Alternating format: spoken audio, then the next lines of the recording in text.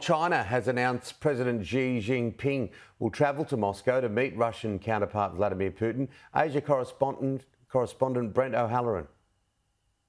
It is a significant announcement. These two leaders are leaders of two nations which have really challenged the so-called rules-based order of late, and they'll meet next week. President Xi will be in Russia for 3 days, from Monday to Wednesday, at the invitation of President Putin. They're set to discuss China's peace process plan for the Russia-Ukraine war and sign a few bilateral deals. Remember, around 13 months ago, President Putin declared the Russia-China friendship was one of no limits, and Chinese diplomat Wang Yi visited Moscow last month. The news of President Xi's trip was delivered at China's daily foreign ministry press conference this evening.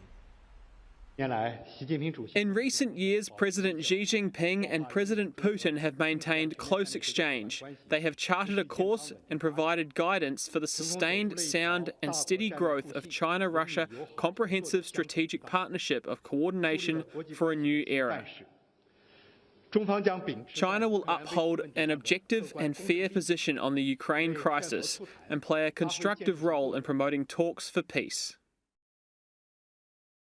That reference to a comprehensive strategic partnership for a new era will surely worry much of the West. There's been widespread criticism of Beijing's perceived support for Moscow during the invasion of Ukraine. The US claims China has been effectively allowing Russia to skirt some of the sanctions imposed since the start of that invasion by significantly increasing trade and buying up the oil Russia is now unable to sell to most other countries. The US also claims that China is considering supplying Russia with weapons for that conflict, an allegation Beijing denies. The Biden administration has criticised China over its attempts to secure peace in Ukraine, claiming its conditions would be too favourable to Russia, while Chinese officials are quick to point out that the US and UK have undermined past attempts to set up peace talks, as Turkish, Israeli and German officials have previously stated.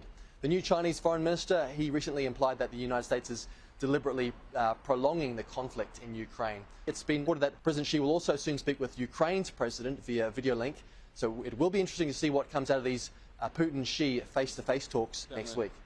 It's been announced that President Xi will also host the Brazilian president, Lula da Silva, next Sunday. President Lula has a similar stance on the Ukraine war as China. He also rejected calls for Brazil to send weapons to Ukraine, saying that Brazil is more interested in working to secure peace than sending more weapons to a war zone.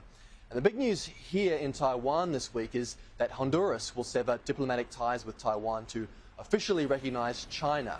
Now, the Central American nation is one of just 14 countries which have had an official relationship with Taiwan, a self-ruled territory which China claims as its own. So that's a big blow to Taipei and the Taiwanese President Tsai Ing-wen, who's seen 9 countries cut ties during her tenure. But of course, it's a decision celebrated across the strait.